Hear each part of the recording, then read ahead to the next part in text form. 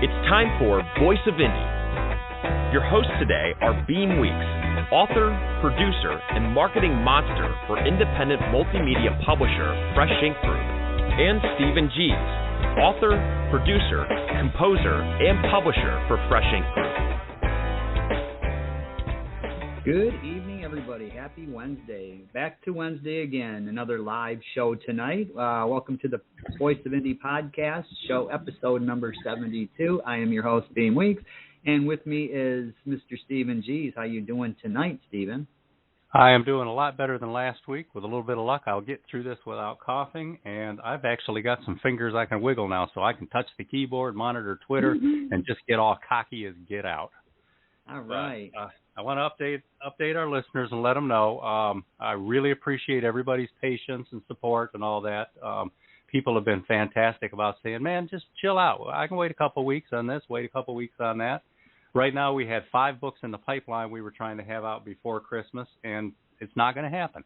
But a week or two after is what we're shooting for, so we're doing the best we can on that. But again, just from friends, family, our authors, our members, everybody out there, it has really meant a lot to me. And I'll tell you, there's a couple of things that I've learned going through this process. For those of you who don't know, 2.5 weeks ago I was up in Michigan, and I got creamed by a clown in a pickup truck, and he badly fractured both of my hands.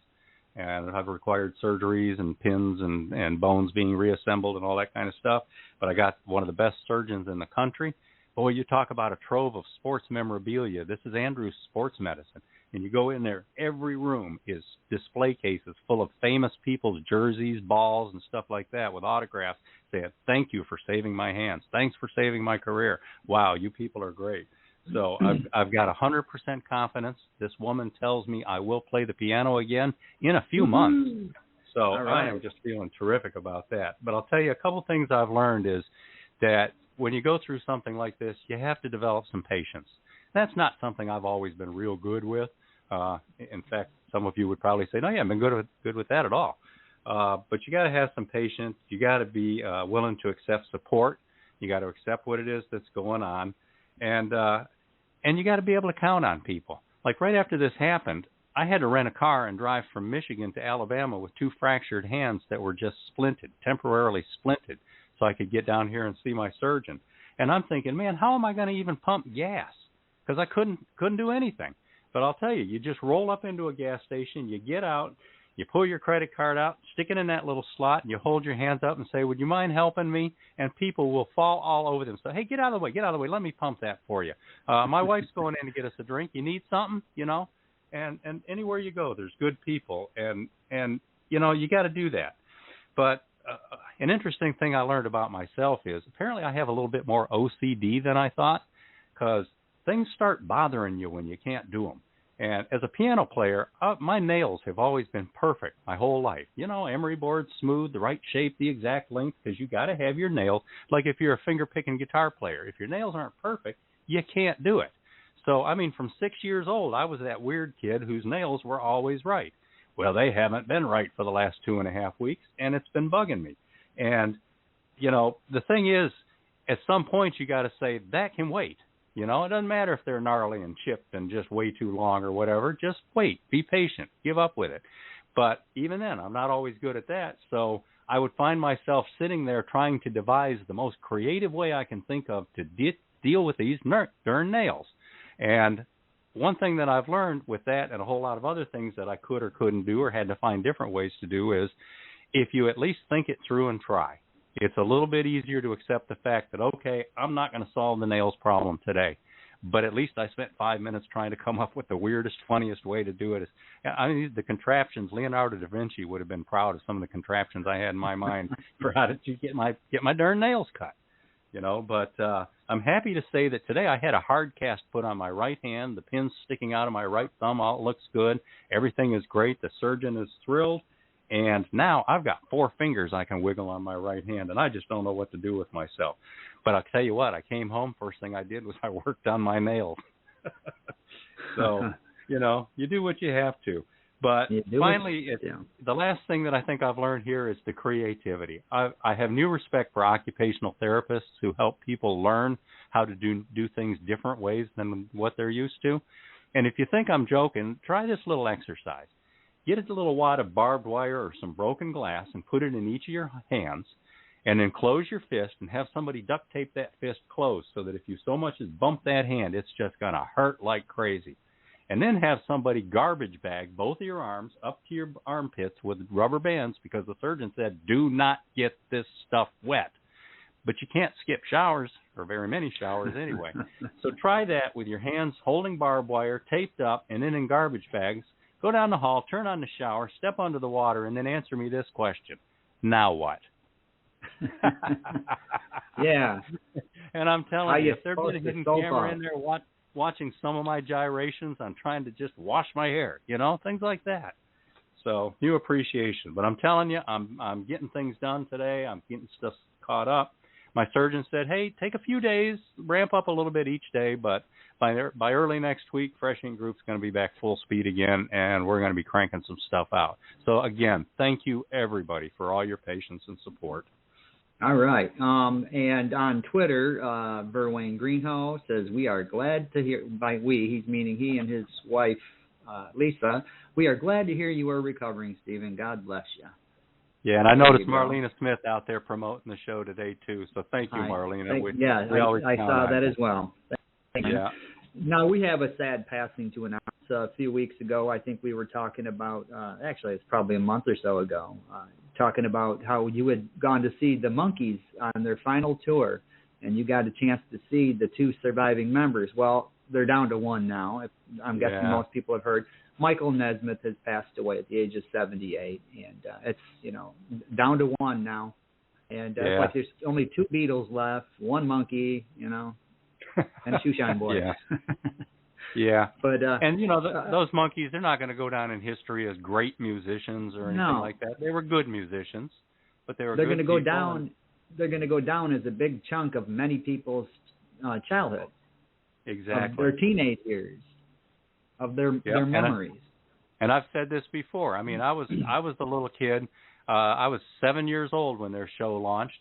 And that was the first time in my life that I connected music with the people who create it. And watching the Monkees, they made it look cool. And that made me think, I'd like to do that someday. And got my interest in music going in a new direction. Then before that, it was just, I was interested in piano lessons. But then I started thinking what you can do with music. And that has shaped my entire life. So thank you, Michael Nesmith. We're going to miss you. We appreciate your contributions to pop culture. Now, I got another sad announcement. Our Fresh Ink Group member and Fresh Ink Group author, we just released her book, Legacy of Danger, Patricia A. Guthrie. She this week lost her longtime best friend. He had been in declining health. It wasn't a big surprise, but it's always sad when that time comes. And we know that you're out there hurting, Patricia, and our sympathies are with you. There's not much that you can say except that, we understand and always find new ways to honor his memory and live the life that he wanted you to live. Yeah, definitely condolences to his family and to Patricia as well.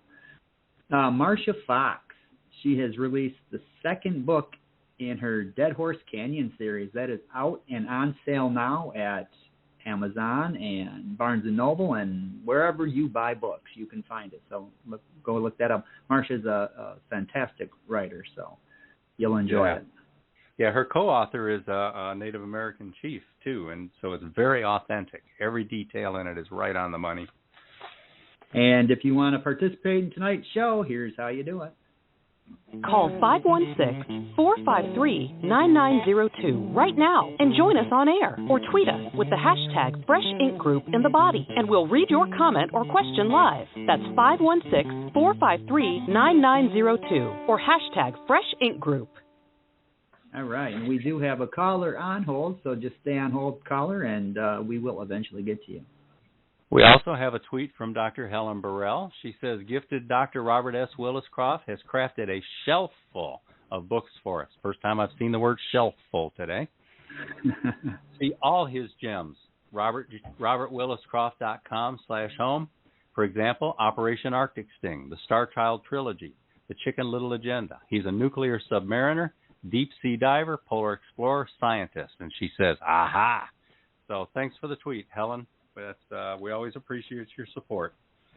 Now, Beem's got another sad announcement to make, but before he does that, let's have some good news for a moment. You remember a few weeks back, a month or two, I think, we posted and talked about Fresh Ink Group member Vashti Quiros Vega, and that she was dealing with some serious medical issues and was going to be sidelined for a little while until she could take care of things. I got a note from her this week, and she says she's doing great, her recovery is going very well, and she appreciates all of our support. And she really appreciated the fact that we put out tweets all over the place and postings on Instagram and Facebook and other places, too, saying that, hey, while Vashti's busy right now, let's all promote her books for her, help her keep her readers engaged, keep her name out there, keep those titles out there, and support another indie author at a time when she could use a little bit of help. So great news, Vashti. We're glad to hear you're doing well, and we look forward to engaging soon. Woohoo! All right. But unfortunately... Yeah, we do have more sad news. Indie author Suzanne Burke passed away. She passed away in November. Now, many of you know her as Suze.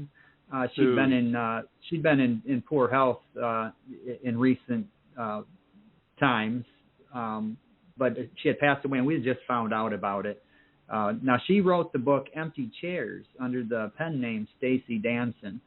So we try to keep this. We're going to try to keep her work in the spotlight. So if you get a chance, go over there and grab a copy. Empty Chairs by Stacy Danson, and she was a wonderful, unique individual. She was Australian, lived her life in Sydney, Australia, and I had the honor and the privilege of interviewing her. I think it was twice on my old podcast. Yeah, twice.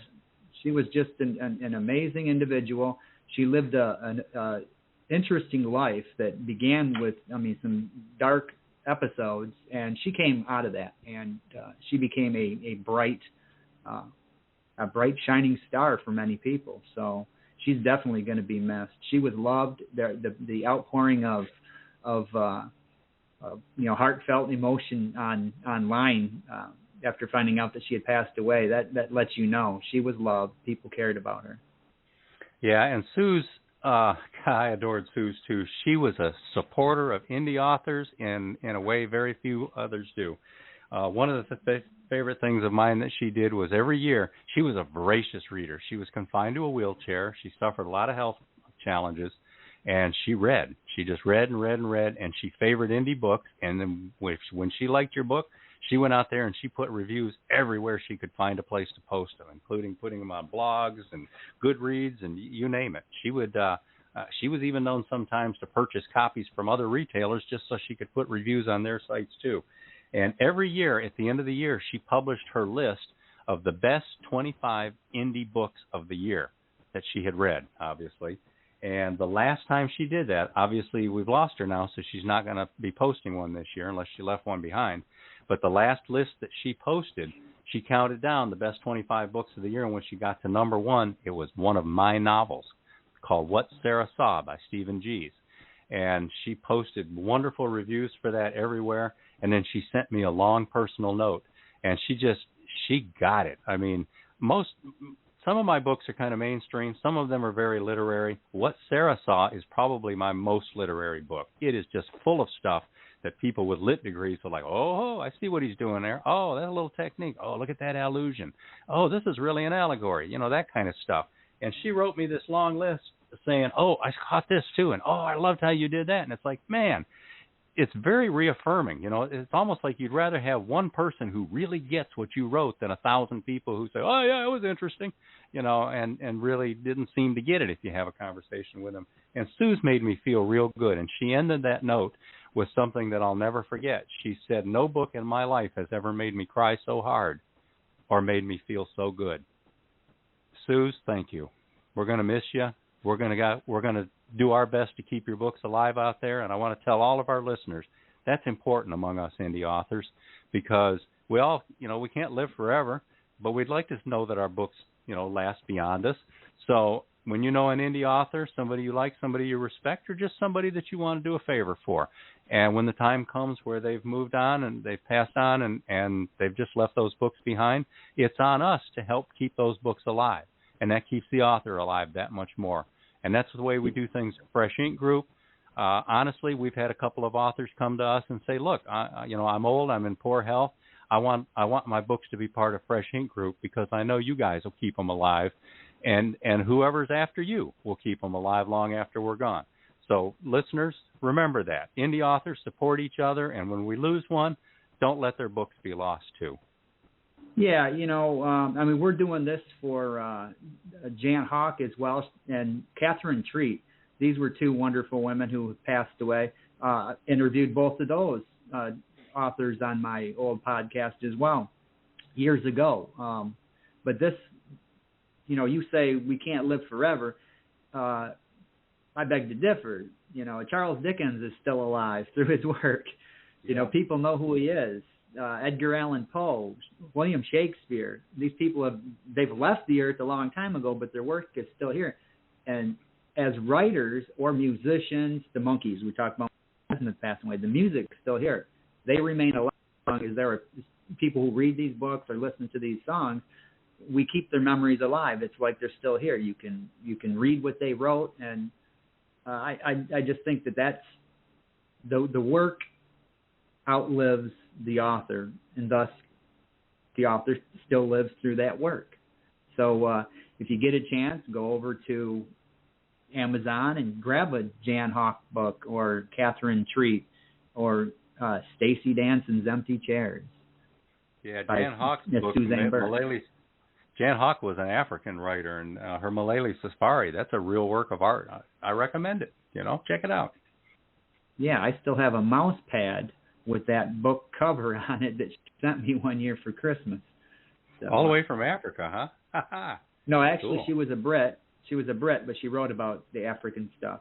Oh, she was living in Africa when she wrote that, I guess. She may have been living there, but she was a Brit, and she was when she passed away. I believe she was still in I'm thinking the Birmingham area or something like that. Yeah, I could be wrong. If I am, then those listeners who know can throw it out on Twitter and correct me. Yeah.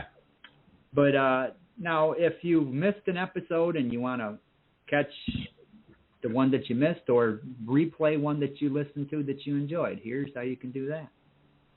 If you miss a show, find us in the archive, in the Fresh Ink Group channel on YouTube, on Spotify, or under the podcast tab at freshinkgroup.com, beamweeks.com, and stephengs.com. On YouTube, be sure to like and subscribe. All right. New release. Got another comment from Verwayne. Thanks, Verwayne. He says, we are glad to hear that you are recovering. God bless you. Thanks, Verwayne. Yeah, that's the one I read earlier. Oh, did you? Yeah. Well, I should start listening to this podcast then. Yeah, well, that's the thing. When you're behind the mic, you're trying to read things and keep track of several things. So you got to multitask. Okay, now we do have some new releases out now. From Chaos with Love, Poetry from the Inside Out by Joshua Stutzman. That's out now, and there's a video on YouTube, on the Fresh Ink Group YouTube channel. Get over there and take a look at that. That's something we put a lot of effort into. So, and if you need a video, take a look at our videos that we put out, and let us know if we can do something for you. Yeah, that book's more than 220 poems in it, too, and they are some good poems. I mean, I highly recommend this. A lot of times poetry appeals to me, and a lot of times it doesn't. Especially if it gets kind of sappy and sentimental and, wants to talk about, everyday kind of stuff. But this guy really gets at some important things, and so I recommend that one. We've also got another book that has been in pre-sale and is now in full release. It's called There Must Be Something in the Water, Anthology of the Fourth Generation, Descendants of Green Pond After the Emancipation. And that's by Miriam Hughini, whose husband is president of Alabama A&M University. She lives not too far from here in Huntsville, Alabama. This book, I saw this as kind of a regional, passion project or whatever, but it's flying off the shelves. I mean, we're selling a lot more of them than I kind of expected, to be honest. And we've made a cool video for it, which is over on YouTube right now. And Beem, we had like close to 400 views already on that video in the first week. Yeah, I haven't checked it in a while, but yeah, there's just been like a flood of viewers to that particular video. So yeah, get over and check it out. Check it out, like it, subscribe while you're there. Yes, and hit those like buttons as well, those thumbs up. Now, we do have another book that is has been released. We had the guest on last week, Jenny Wong. Her book, Girl Wears Those Shoes, it's out now and available at Amazon and Barnes & Noble and anywhere else you buy books. So I've read it, and it's a fun read. So check it out. Go grab a copy. And if you want to know about other releases that we're having coming out soon, or just information about this program, or other things indie author-ish, you can subscribe to our newsletter. And if you want to know how, here's how. Stay on top of these podcasts and all things Fresh Ink Group with our weekly digital newsletter. New releases, videos, stories, excerpts, interviews, and more. Sign up now on the homepage of freshinkgroup.com and be the one who knows what's what. What? All right, now, this is kind of an interesting podcast for me today because some of you heard me mention recently that I was planning on ramping up and start recording some original music of mine. And the best guitarist I have ever played with in my entire life, and I'm not hosing him just because he's sitting right next to me right now, Damien Faust. We had a recording session pre-scheduled, and obviously with a couple of fractured hands, it's not happening today, but he decided to drive from Mississippi just to visit, see how I was doing, and hang out for a little bit. So it's my treat that Damien Faust is sitting next to me listening in on our podcast today. And I want you to remember that name, because when we start releasing some music, you're going to start seeing that name. I'm telling you. Now, we've got a book out by Robert G Willis-Croft, who's today's guest, called The Daedalus Files, which is actually a collection of the 4 Daedalus stories, which were released separately. And we're going to roll the commercial for that now before we meet Robert. No, we're actually going to roll the two. Oh, that's right. Yeah, the we other agreed two to commercials first. Yeah, we're going to go ahead and roll. I've got a bio to read. Yeah, we're going to roll Jenny's, and then there must be something in the water. Yeah, I had my pages out of order here. Go for it. Roll those, and then we'll talk Daedalus Files. All right. Aspiring young Chinese immigrant, GGO, survives by working as a stripper, but she strives for true success in the U.S. real estate industry. Navigating this highly competitive business is tough, especially when her only support comes from the deeply flawed men she loves and her old cohorts from the strip club. Issues of betrayal and trust, loyalty and commitment complicate her goals, even as one lesbian friend adds new dimensions to her understanding of love versus desire. Then the market crashes and financial turmoil threatens to rob GGO of all she has achieved. Can she find new ways to chase her dreams and still manage to keep her clothes on? Or might she find a better reason to take them off? Girl Wears Those Shoes is a tale of love and power. The story of one woman who wants to make the world her own, if only she can figure out how. Proudly published by Fresh Ink Group, Girl Wears Those Shoes is available in all hardcover, softcover, and all digital formats worldwide.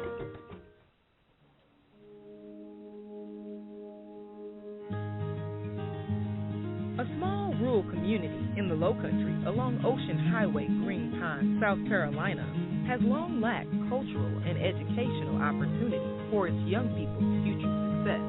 Many have gone on to serve in the highest levels of education, government, public service, elected office, business, and medicine. With so much success against the odds, surely there must be something in the water. Abigail Hughini chronicles the impact just 42 of Green Pond's children have gone on to make in the world. All full-color editions include photos from around town and local translations of down-home sayings. These inspirational stories prove that, regardless of one's background, we can all find our own path toward greatness. An excellent reference, keepsake, gift, and addition to every library.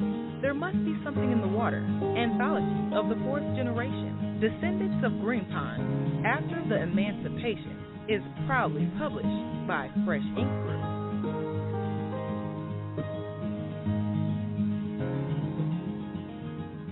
All right, now that for the rest of the show, all of our commercials are going to be for books by today's guest. And who is today's guest, Beem? Today's guest is Robert G. Willis-Croft. He is the one and only, as of today, 4-time guest on this program. Dr. Robert G. Willis-Croft is a retired submarine officer, deep sea and saturation diver, scientist, author of numerous books, and hundreds of articles, and a lifelong adventurer. He spent 22 months underwater, a year at the equatorial Pacific, 3 years in the Arctic ice pack, and a year at the geographic South Pole. He holds degrees in marine physics and meteorology and a doctorate for developing a system to protect scuba divers in contaminated water. Dr. Willis-Croft's decorated service includes 23 years in the U.S. Navy and the National Oceanic and Atmospheric Administration, NOAA, directing diving operations throughout the Pacific and the Atlantic. Besides penning novels and nonfiction books, he also writes extensively in other forums, including articles on terrorism-related topics. Since becoming a Fresh Ink Group member author, he has launched 2 series and is planning more exciting projects. Robert G. Willis-Croft lives in Centennial, Colorado with his family. And welcome once again to the show, Robert. Well, thank you very much. I'm happy to be with you. Hey, Robert. I'm glad to hear that your hands are doing well.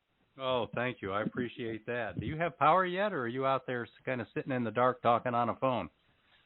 Oh, I got candles beside me and a battery-powered LED. Oh, Mr. Modern, huh? Too good to sit in the dark, huh? Well, Robert, before we start asking you questions today, we're going to go ahead and run your commercial for the Daedalus Files, and then we're going to ask you if you got anything to update us on this book. All right. In Daedalus, Navy SEAL Derek Tiger Bailey, irreverent member of the SEAL's Winged Insertion Command, makes a harrowing first base jump in the experimental Griffin 7 hard-shell wingsuit from the edge of space. He test flies the armor-plated Griffin 10 in Daedalus LEO, catapulting into space by slingshot and dropping from a record-obliterating 160 clicks. Testing the enhanced Griffin 10 MK4 in Daedalus Squad, Bailey's 6-man team believes it is fully prepared for hurtling around the world and staging critical re-entry, but challenged to innovate life-or-death solutions with only seconds to spare. It might not survive intact. Then the presidential frontrunner is seized by pirates for ransom in Daedalus Combat, and the SWIC team is called to action where it must literally improvise on the fly with everything to lose. Join Tiger Bailey through all 4 adventures in Sci-Fi Master Robert G. Willis-Croft's Daedalus series, now collected for the first time as the Daedalus Files, SEAL's Winged Insertion Command, SWIC. All right. So, Robert, what's the latest good news on this series? Well, not too long ago, we decided, you and I, to put the first book of this series, Daedalus, for free on Amazon. And it has been sitting there, hopefully garnering pickups where people would enjoy it and then purchase subsequent books or maybe even Daedalus Files. 3 days ago, Daedalus hit number 1 on Amazon for hard science fiction, number 1 for 90-minute hard science fiction, and number 1 for 90-minute fiction. And this is not free stuff. This is the actual number 1 records across the board. That was pretty cool. All 3 categories, number 1. The triple, the trifecta. Congratulations. I'm pushing my confetti button here. It's not popping, but let's just say we're picturing it. Careful. I got candles here. We don't want to light the confetti. Well, congratulations, Robert. You should be very proud of that. Fresh Ink Group is very proud of that. We're going to make sure the world hears about it. Indeed. Now, before it was a big surprise. You know, I've been watching it, and it would move up and down and move around maybe 100, 150, 200, 95, 75, and then all of a sudden, 3 days ago, it hit it. I don't know what happened. Well, maybe I do. I was up in Georgetown, up in the mountains here in Colorado, the last weekend and the weekend before that, promoting books, and I had a big pull-up poster with the Daedalus Files on it, and I was talking to people, and maybe that got people to go and get it. Well, that's how it usually works. I mean, people find out about it, and if they're interested in that kind of book, I mean, these kind of shows, they really do work if you can get into them. So we got a couple of comments over on Twitter. Where Wayne Greenhouse says, "This is why I love this group." That's responding to my talking about supporting each other even after we're gone. "This is why I love this group. Everybody helps and pushes up others in the group." Pushes up. That's a good phrase for Wayne. I appreciate that. He says, "All I can say is thank you to everyone out there listening." We also have a comment from Marlena Smith. She says, "Hi, Robert. Excited to listen in. Such great news." Thanks, Marlena. Indeed. Yeah, thank you, Marlena. So, we've talked a lot of personal stuff with Robert before, his past, his background, things like that. So we're just going to try to run through a couple of those questions real quick for people who are hearing him from the first time. And then we got some new things to talk about today, too. So, Robert, maybe the shorter answers this time. How do you incorporate your experiences into your writing? Because, man, you've had some experiences, all kinds of stuff. Well, I was unbelievably fortunate to be able to live a life of high adventure, paid for by all of you fine listeners and your friends and families. As a military officer, and all I can say is that you made life wonderful for me. But what I did during those times was to remember what I went through, and then when it came time to write, I really did nothing more than sit down and write what happened and embellish it a little bit, change names to protect the innocent, and so forth.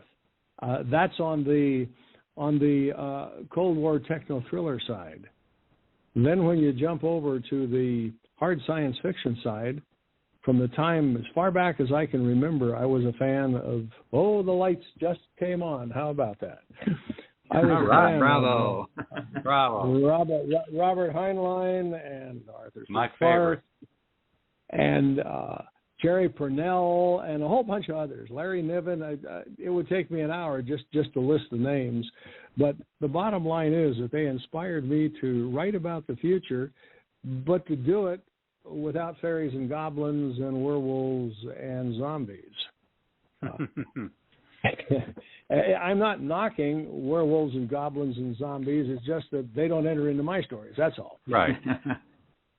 Yeah, so you said you've been into science fiction going back as far as you can remember. What do you see that's the difference between science fiction back then versus science fiction now?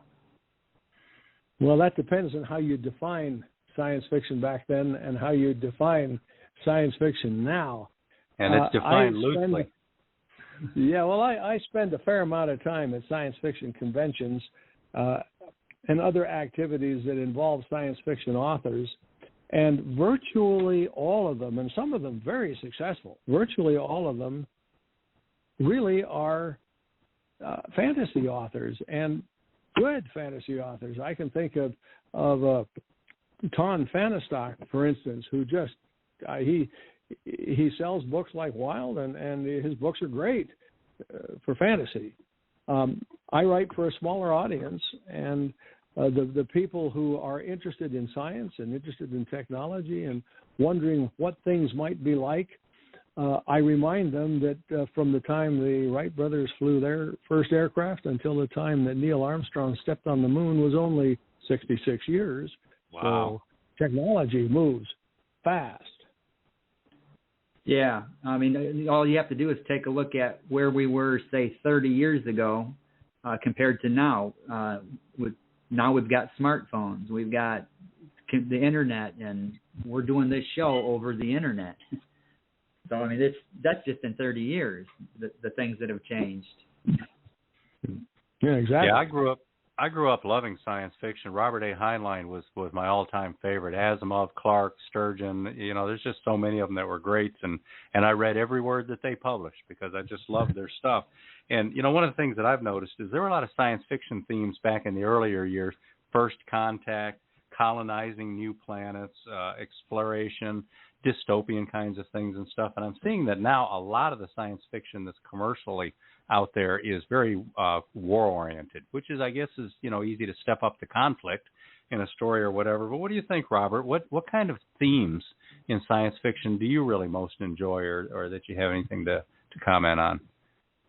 Well, I don't disagree with what you said. There is a lot of science fiction that relates to war of one type or another, typically between humans and non-humans.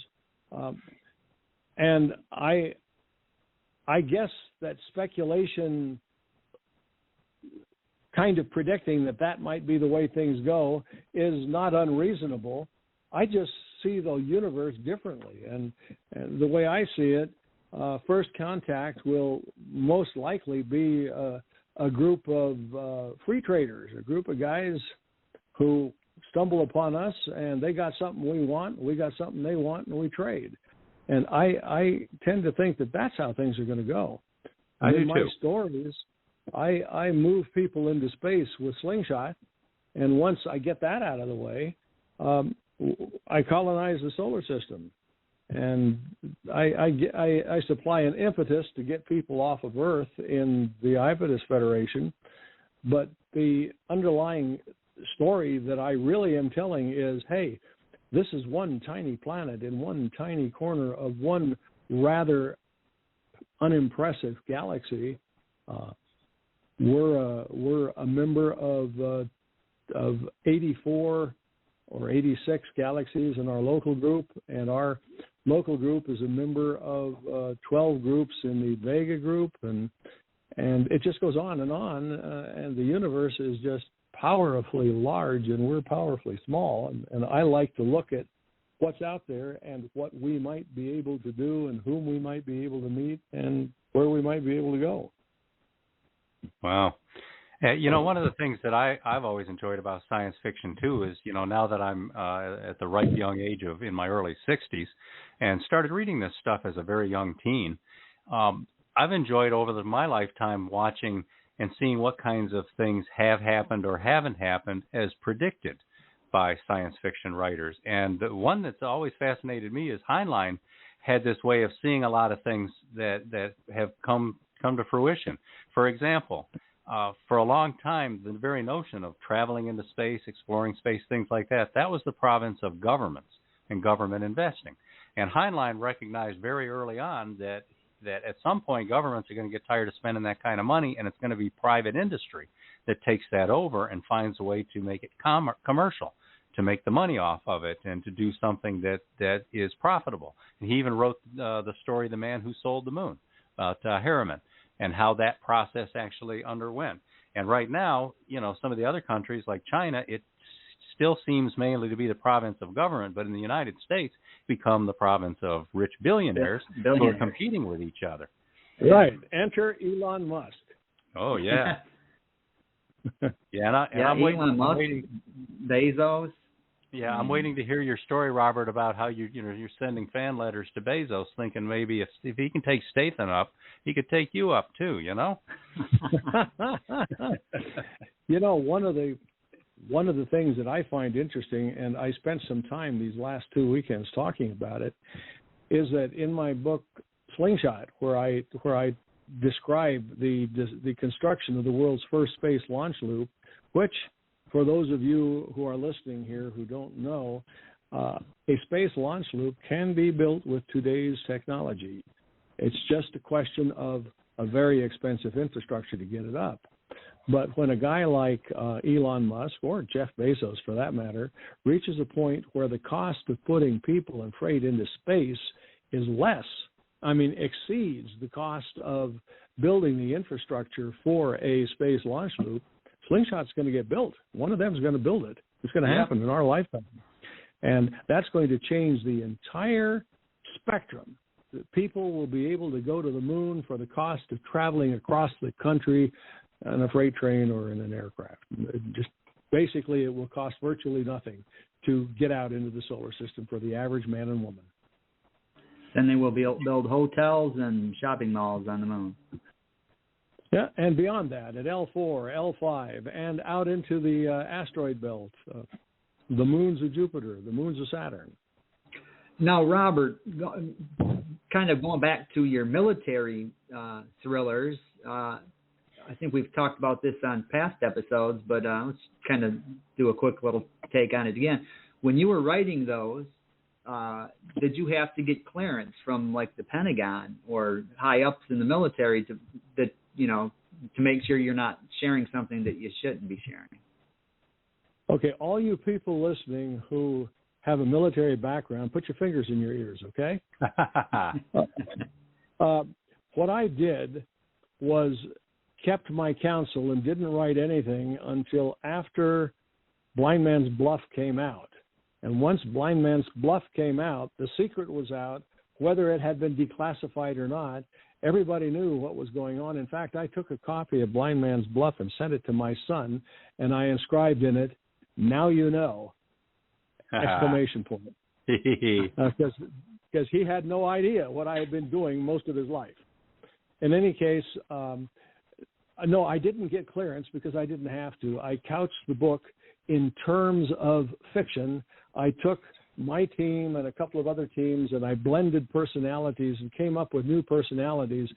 The guys in the book, the guys in real life, they would recognize themselves, but they would see themselves in 2 or 3 of the fellows in the team in the book.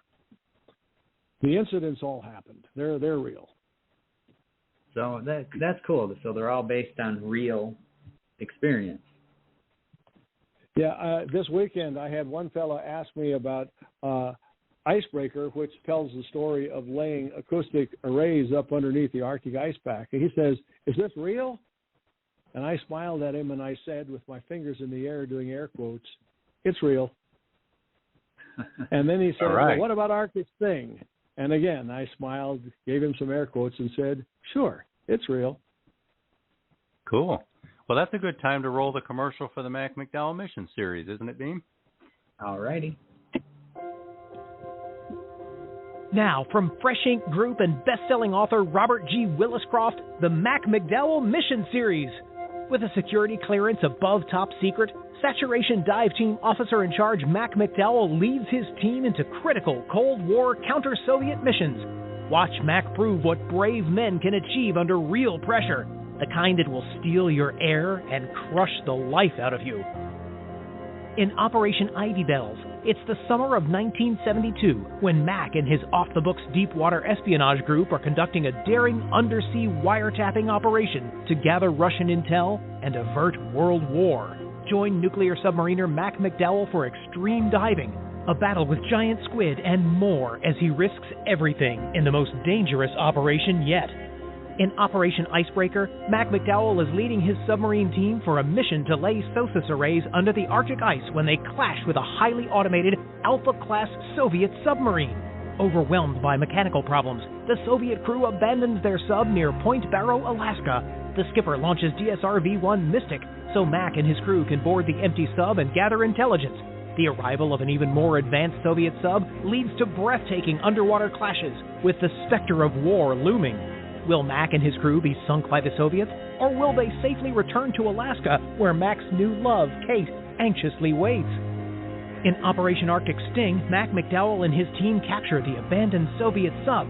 Piloting their prize through the ice pack to the U.S. East Coast, they must evade or confront other Soviet subs trying to recover the ship or sink it. Breathtaking deep-sea clashes erupt, including hand-to-hand combat with Soviet Morskoy Spetsnaz divers under the ice.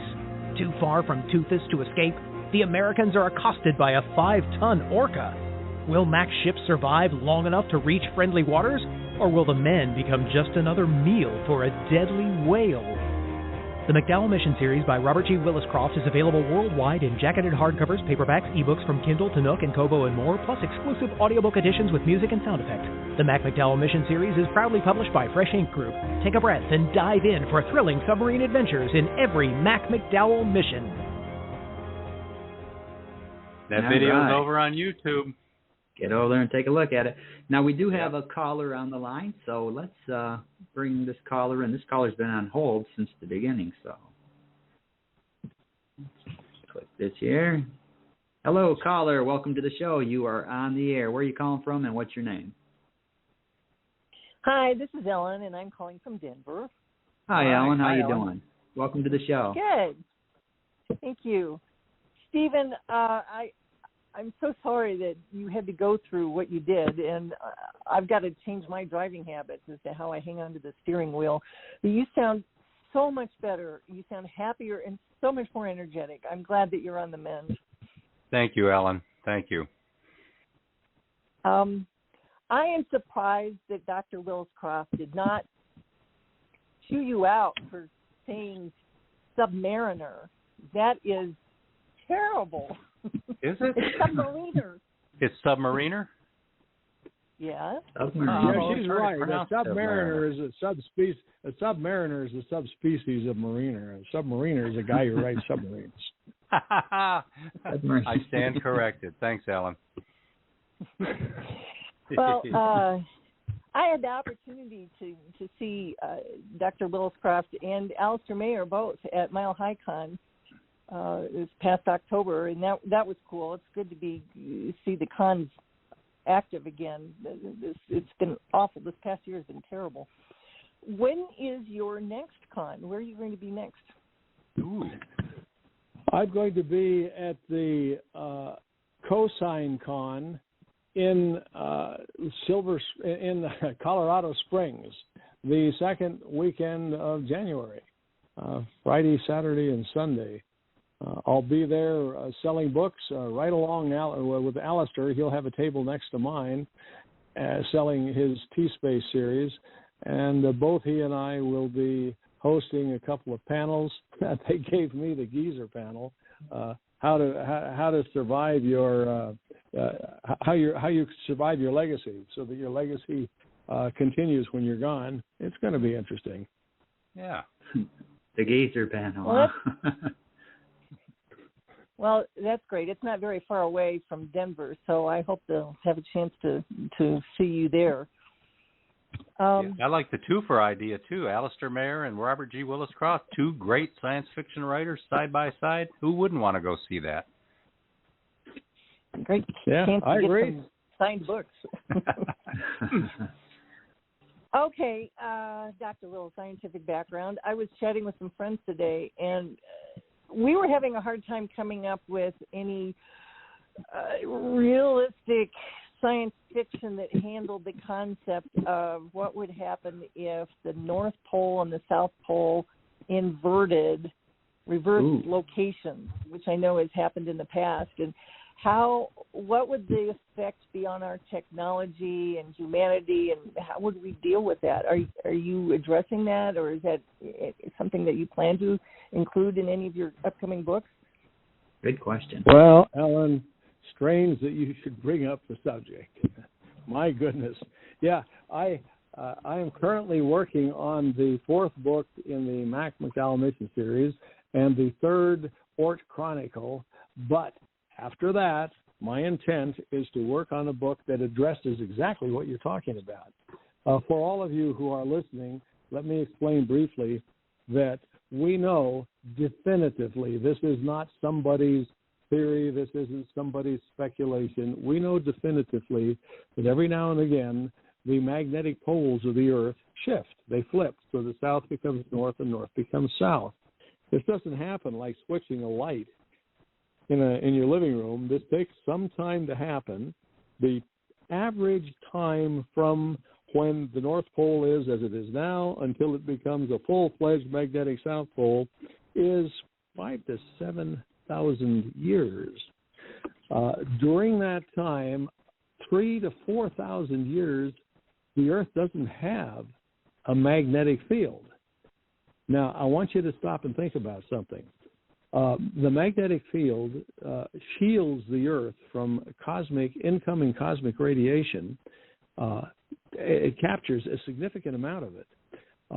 Cosmic radiation does two things. One, it damages biological things in all kinds of ways. In fact, as a brief aside, if you go into history, into prehistory, and you look at major biological changes, major evolutionary changes that have taken place in the distant past, and you line those up with the times when we know these reversals take place, And we know that because we can see magnetic stripes in the ocean floor as the ocean seafloor spreads, and when the poles change, the polarity of the ocean bottom changes, and so we're able to determine that. When you line them up, they match. So we know that when there is no magnetic field, there are major biological changes throughout our whole ecosystem. And on top of that, we have learned in the last 10 years or so, for real, that cosmic rays are responsible for roughly 30% of cloud production. Now, if all of a sudden you don't have any protection from cosmic rays so that every one that comes actually impinges on our atmosphere instead of being captured by the Earth's magnetic field, cloud production becomes a major thing. In fact, the entire Earth will very likely become overclouded. This will plunge the Earth into a major cooling period, a glaciation like something that we haven't experienced in tens of thousands of years, and it could last several thousand years. So this makes the basis for one incredible novel where humanity sees this happening. The scientists are saying, "Hey, folks, this isn't political. This isn't one point of view versus another point of view. This is happening, and we got to do something about it." And it turns out that we can. In my most recent novel that's coming out shortly, The Ort Federation, my protagonists give Mars a magnetic field by putting into orbit, into equatorial orbit around Mars, a superconducting ring that creates a magnetic field. And in my novel that I'm thinking about and outlining, this is what they're going to do with Earth, and they're going to give Earth an artificial magnetic field, and that's what the whole novel is going to be all about. So does that answer your question? Ellen? On mute. Oh, that's great. Now, I really look forward to reading that. Well, it's great to talk to you. You should be able to see it about a year from now, maybe 14 months. Cool. All right. Well, cool. And Stephen, I'm glad that you're feeling better. I really appreciate that, Ellen. I'm telling you what a difference it makes. And like I said earlier in the show, the support from people like you, it's just been wonderful. So sometimes something bad has to happen for you to realize how good things really are. All right. I'll talk to you another time. Thanks, Ellen. Thanks for calling, Ellen. We do have Robert, another caller. Oh, you got another caller. Cool. We've got another caller. So let's go to take this one. Hello, caller. You're on the air. Where are you calling from, and what's your name? This is Alistair from Centennial. Oh, hello, Alistair. Alistair Mayer. Great. Yeah. Yeah. I thought I heard my name mentioned. We got two greats on the show now. Yeah. Humble. I've just been enjoying listening to Robert talk and to you guys talk, and I appreciate what you're talking about. I just wanted to bring something up that I saw in the news the other day. I haven't heard you talk about so far tonight. I remember a couple of years ago in one of Robert's books, he mentioned the Casimir effect and doing research into that, which is how his people in the story stumble across some kind of faster-than-light drive. And I have in my stories a warp drive based on real physics as far as we know theoretically. And I just wondered if you'd seen within the last week or so something that Sonny White at NASA had been working on Casimir effect for DARPA, and stumbled across basically a micro warp hole. Not quite a warp drive, but very similar to it. Well, now that's a real have you heard? Question. Now, let me give the listeners just a little bit of background here. In my books, in the two second books of the Starchild Trilogy, Starchild Compact and Iapetus Federation, I talk about the development of something I call the Merch Drive, in the Daedalus Federation, I have a postdoc down in the bowels of the Starchild Research Institute. You know, postdocs, they don't get corner offices. They're down where the sun don't shine. Anyway, he's down there working on something, dealing with Casimir fields and Casimir plates. And the way I word it in the book is he looks at it, he says, that's not possible. And he goes back and starts the whole thing all over from the beginning and does it again. And he ends up with the same results, the 7 significant figures. And then he takes it up to his boss. In another place in the novel, I refer back to what he's doing, and I talk about, and my characters talk about this NASA scientist from, a couple of hundred years before, Harold White, Harold Sonny White, and his work with Casimir fields and his developing a wormhole, and doing so using normal matter rather than exotic matter, and reducing the power requirements, the theoretical power requirements, by about 10 orders of magnitude. And lo and behold, a couple of weeks ago, that's exactly what he did. Man, is that exciting. Yeah. So he really did it. He's actually created a wormhole. In simple terms, in terms of a science fiction author, all he has to do is scale it up, wave your hands a little bit and get it up to the right size, and we got FTL drives. Hey, and science fiction writers are really good at waving hands. Yeah. Aren't we, though? The interesting thing is that Al, he used the Alcubierre concept of a warp bubble, and so that he developed ships that carry internal power supplies, basically fusion plants, and are able to use the effects from the Alcubierre equations regarding general relativity and the general relativity algorithms to come up with FTL drives. I use a slightly different approach, but they're based on exactly the same thing. And that thing is what Sonny White did a couple of weeks ago. That is cool. So thanks for calling. That's sometimes cool. Fiction work. Yeah. Yeah, we kind of sound like a bunch of science nerds, don't we? I mean, I'm excited about that new distance telescope that they launched, and now just this week they've got new pictures of the stars that are circling the black hole at the center of our galaxy, and they say they've got 20 times or better the resolution of any they've had of those before, and they're learning all kinds of exciting new stuff. And I just love seeing that kind of stuff. That's cool. Yeah, very. Thanks for calling in, Alistair. We always appreciate when you join the show and help support. Yeah, I appreciate it. Thank you. Yeah. Now, Beem, I'm going to suggest we run 2 commercials here. We've got the Starchild Trilogy, the first book of which is Slingshot, that Dr. Willis-Croft has talked about, which is doable and that we expect to be seeing happening one of these days. And then right after it, go ahead and roll Icicle, which is the first book in the Ort Chronicles, so that we can then talk about the second book that's coming out in the next few weeks and what's beyond for that series. All right.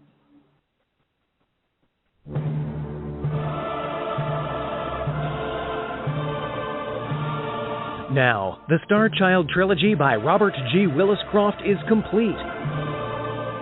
In Book 1, Slingshot, 3 scientist engineers reach for the stars as they blend their skills with a host of skilled colleagues to create the world's first space launch loop. A team of young eco-terrorists will go to any length to halt the project. One woman is determined to scoop the story, reporting events to a watching world. Slingshot ranges from Seattle's financial district to the ocean bottom off Baker Island to the edge of space and across the vast panorama of an equatorial Pacific.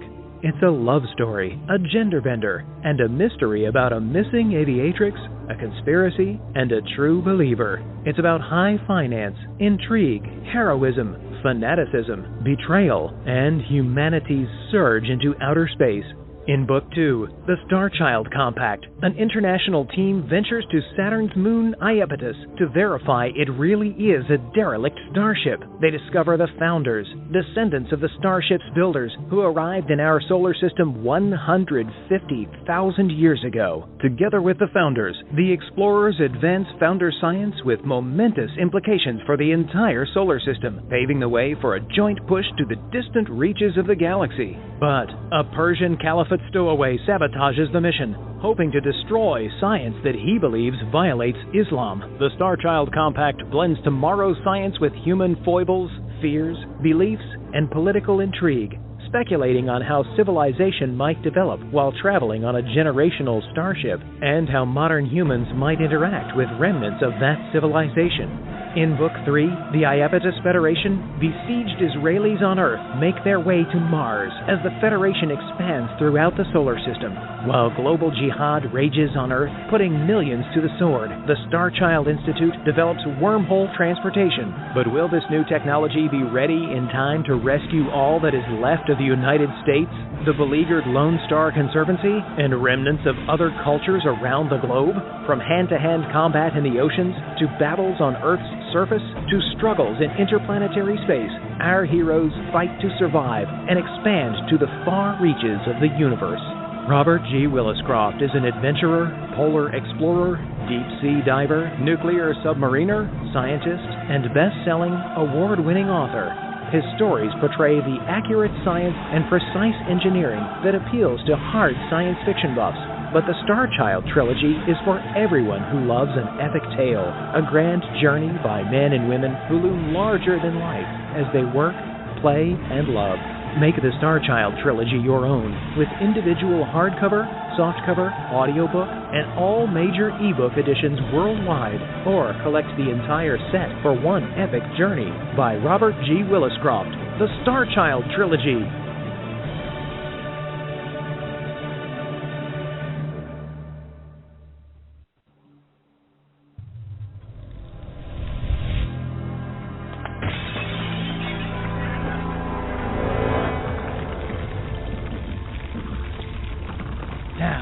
Introducing Book 1 in the new series by master sci-fi storyteller Robert G. Willis-Croft, Icicle, a tensor matrix, the first Ort Chronicle.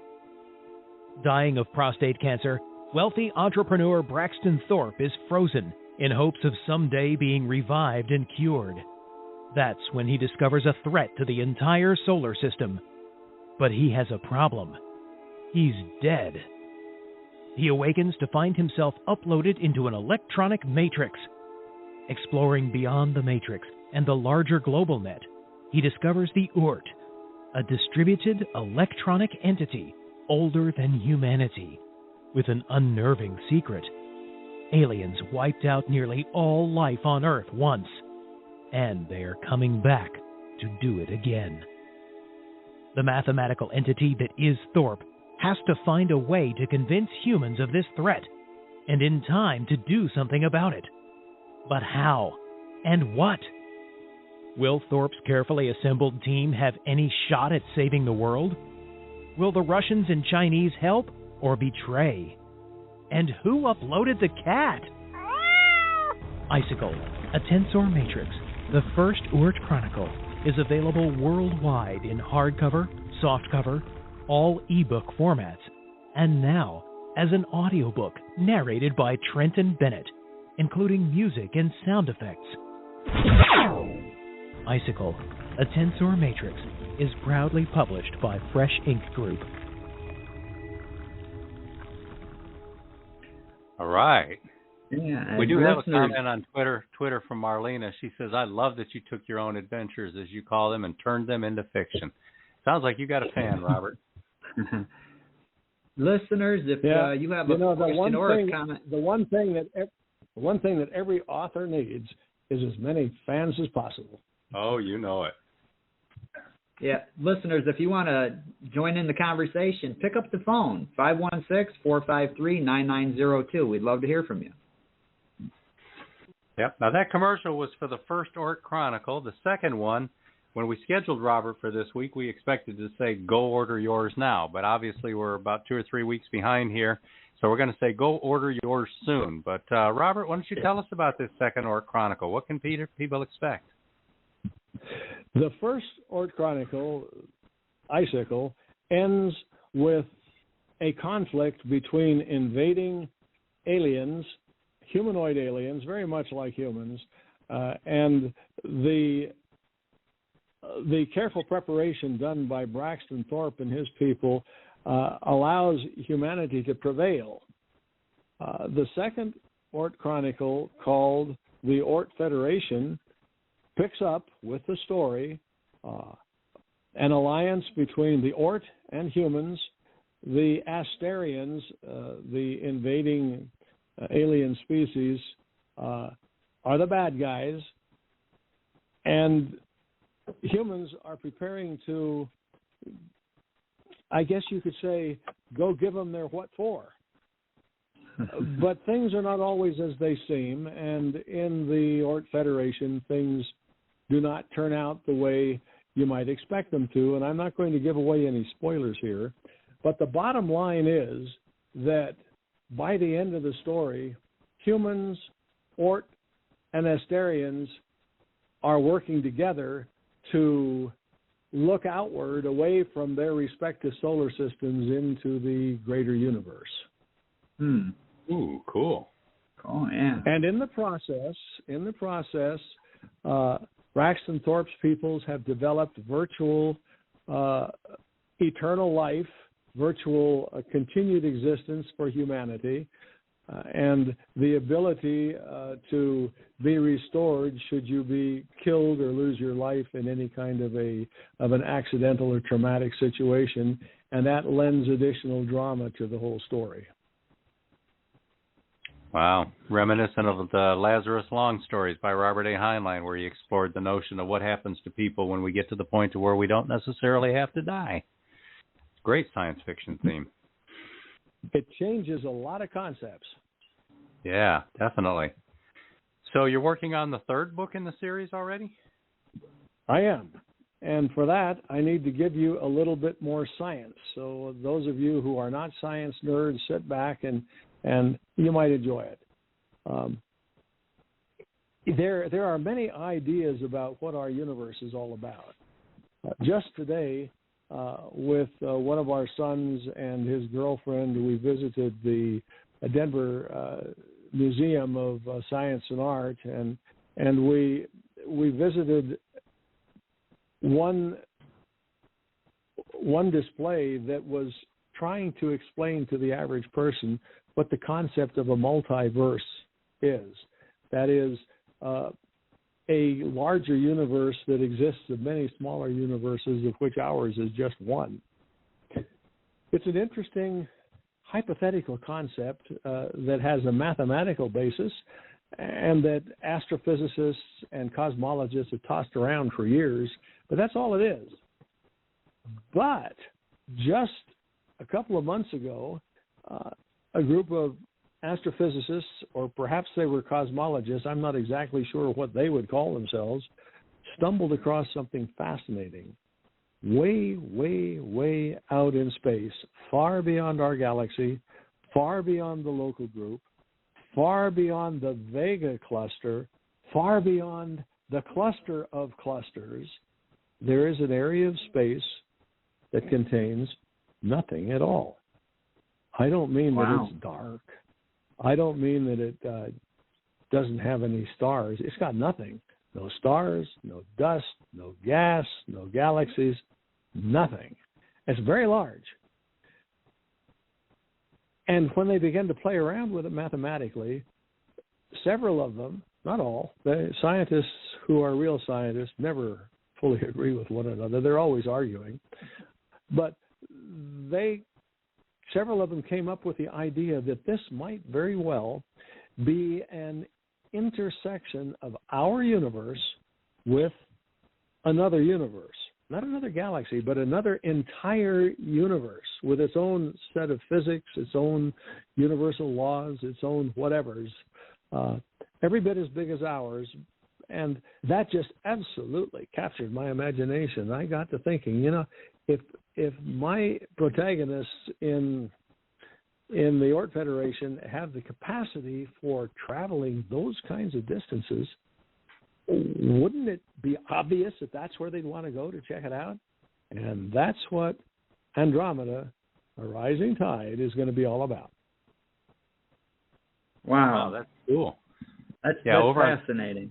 Over on Twitter, Marlena Smith agrees. She says, I'm a total nerd for space talk. Not only is it something I enjoy learning about, but my late uncle worked for NASA at the Huntsville Center, so it's a little close to my heart.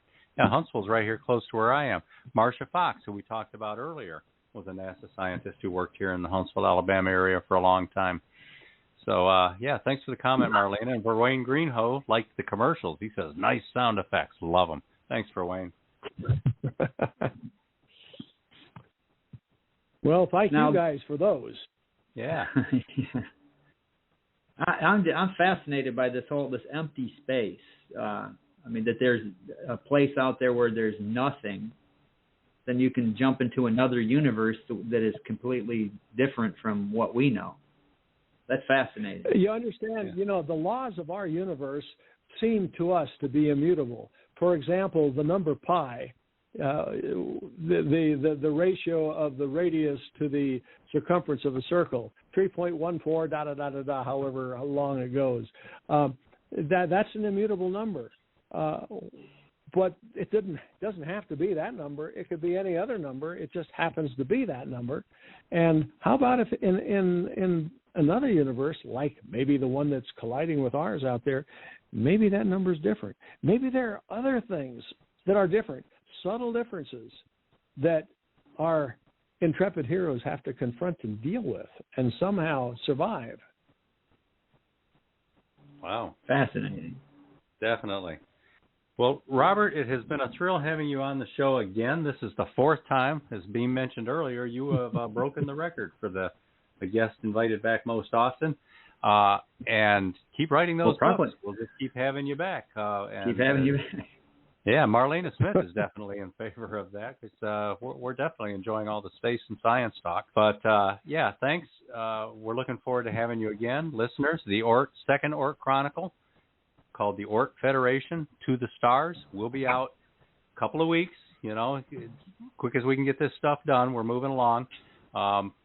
And keep watching for that next Mac McDowell mission book, too, because Robert G. Willis-Croft never slows down.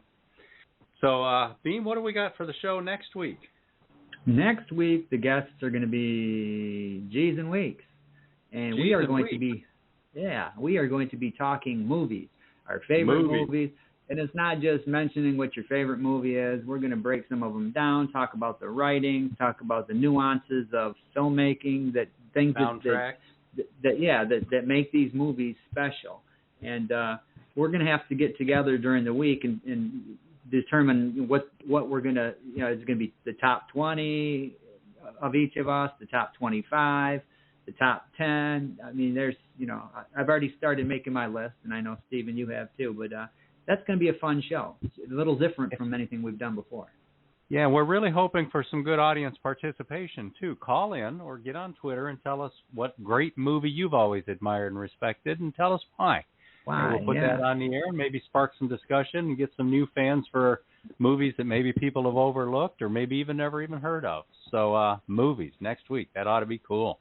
And then the week after that, we're going to rerun a show because it's Christmas week, and it's going to be David Carroll, the NBC evening anchor newscaster, local radio personality, and newspaper columnist from the Chattanooga area, whose book, Hello Chattanooga, is flying off the shelves right now. I know I've used that cliche twice, but this guy is also ordering author copies and taking them to events and selling 2 and 3 books at a time to everybody who's present. And I'm not exaggerating here. He's placing book orders on average of every 2 weeks in the $10,000 to $12,000 worth of books range. We keep having to arrange for an 18-wheeler to go into his neighborhood and drop its gate and unload a handcart and roll pallets of books up this guy's driveway to fill his garage with books because he's selling them that fast. And we had just done an order a week and a half ago. We did another order last night. So they're moving. That's Hello Chattanooga. We're going to rerun the show where he talks about that. It's a great show. And then after that, P.L. Stewart, David Egging. We've got a lot of great people scheduled in January and February. We're looking forward to seeing everybody in the new year for some great new shows and some great new guests. But again, next week, movies. We want to hear about your great movies and why you think they are. Yeah, so we will see you again next week. And again, thank you, Robert, for taking time out of your Wednesday evening to talk with us. Yep. It was my pleasure. Let me tell you, it's always a joy to talk with you guys. And thanks to Ellen and Alistair for calling in. It's always fun when we get some interaction going, and that way you don't have to listen to G's and Weeks so much. All right. See y'all later, everybody. Again, Thanks. Tune in next week. Bye. Have a good week.